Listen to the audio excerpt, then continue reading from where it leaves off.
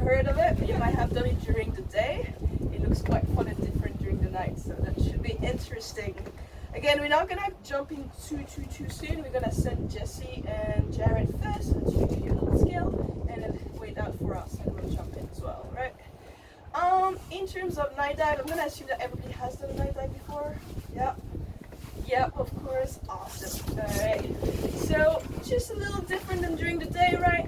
I would like you please to not spread as much as during the day because it's a lot harder to keep track of everybody. So if we could just kind of stay closer together, maybe pick a buddy or make sure you have a friend around or make sure you know where to find me.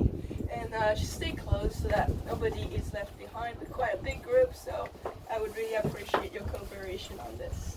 On the boat today, officially as staff, there's only Jared. Everybody else is on vacation.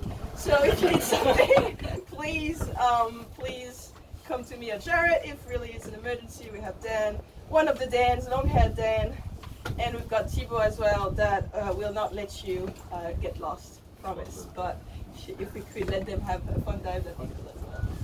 Yeah. In terms of the plan, we're gonna keep it at about 40, 50 feet max. Alright, we don't want to go too deep. It's at night. We're just gonna hang out. This place is really cool because it's got a bunch of crevices and stuff that we can go and sort of check around there. Just look at the crevices. I'm not necessarily gonna take you under the swim-throughs because a lot of creepy crawlers actually come out at night. So we might find a bunch of sea urchins and moray eels and lionfish and scorpionfish waiting for us in the swim-throughs. So we're not gonna take the swim-throughs. If you wanna peek, be my guest. I would not recommend going there under, but we can totally like follow some cracks and try and see what we can find. This is a really good site for all of those creeper crawlers, really dope. So a bunch of shrimps are gonna come out, crabs, octopus, it's quite likely to find here.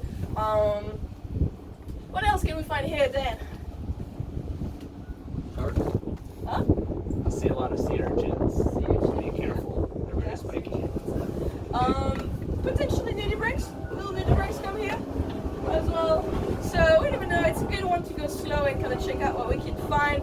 There are basket stars that are coming around, that's quite cool. Basket stars are like New Zealand ferns, but like they are out like this and they're as big as a basketball, if not bigger, as you can tell by my gesture.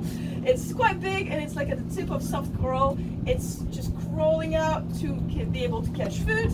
If you shine your light at it for too long, you're gonna see it crawl back like a fern, just kind of crawling to hide itself. So it's kind of a cool, funky thing. You won't be able to tell where the head is and the body is. It's impossible. It's just like it's in the family of the starfish. It's kind of a funky one to look at. Speaking of starfish, a bunch of brittle stars. Thank you. Brittle stars will be there as well. They're fun. Same thing. They don't have eyes, but they have light sensors, so that if you shine at them, they'll be like, ah, not me, type of deal. A cool thing as well is parrotfish. Parrotfish sleep at night. I don't know if you've seen them before. They kind of go to the bottom and kind of lay down on the ground. It's very cool to see. Again, please try not to disturb them.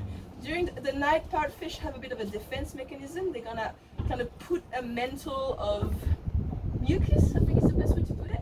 Yeah, a mantle of mucus around them, right, to protect them from anything that would want to eat them. But if we go and bother them and they have to move, typically they're not able to remake that mantle within the same night, right? So if we could avoid bothering them, that'd be great. Which brings me to flashlight use. There is a very bright beam and there's a halo. So if I'm gonna show something to you, say the red bit on Javier's fin, I can circle it so that I can let my teammates know that there is something cool to check out here.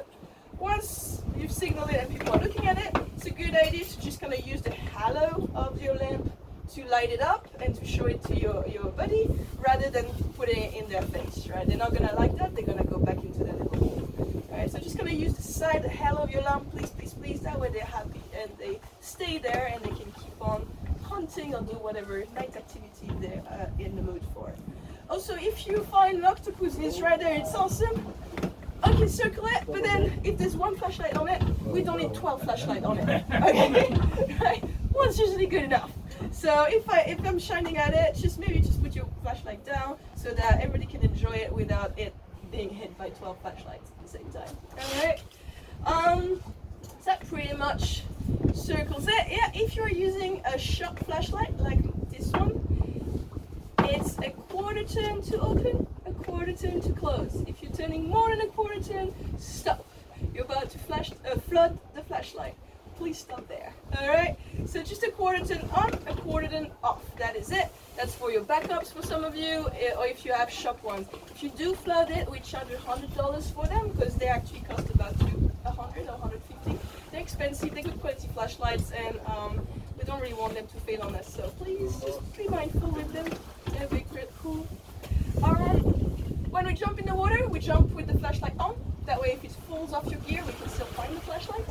And I would like you guys to please keep it on at all time. Keep the flashlights on at all time because that's how I'm gonna make sure I've got still everybody. All right. If it's dark today, it might be quite dark because as you can see, the moon is skinny and very low on the horizon. That's pretty accurate, isn't it? So it's gonna be a nice dark night, which means I'm probably not gonna be able to see your silhouettes as well. So if you don't have a flashlight on, I'm gonna assume I've got a missing diver, and I'm gonna call it for everybody because this is a serious occasion. All right. Just remind yourselves of that. At the end of the dive, once we're back closer to the boat, we're gonna kind of stay around there. It's about 30 feet deep, and I'm gonna ask everybody for their air. Now, underwater, on this dive, you guys are responsible for your air, so with your body, just be responsible for each other, and let me know if anything happens. But other than that, I'm gonna assume you are managing your own air. We're not gonna go very deep, right? But before I turn everybody's flashlights off, I'm gonna ask, is your air okay, right? If you have more than 1,500, it's plenty. It's good. Don't tell me how much you have more than me. I don't want to know. All right. If you have more than 1,500, more than half a tank, you're good. If you got less, please do let me know. All right. Just let me know. You're gonna have to shine at yourself to be able to communicate with me. So just maybe on the arm, I have 1,200, for example.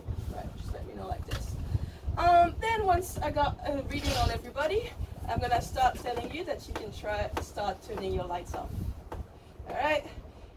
Clip it maybe first, or it should be clipped even before we leave, quite frankly, but clip it to yourself, turn it off, and enjoy the show. All right. Today the bioluminescence should be good. That's also why I chose hole in the wall. It's not sandy, so we're gonna need some hovering skills from everybody to try and not bang into things, but it will be really, really worth it because hopefully we're gonna have a real cool light show tonight, right?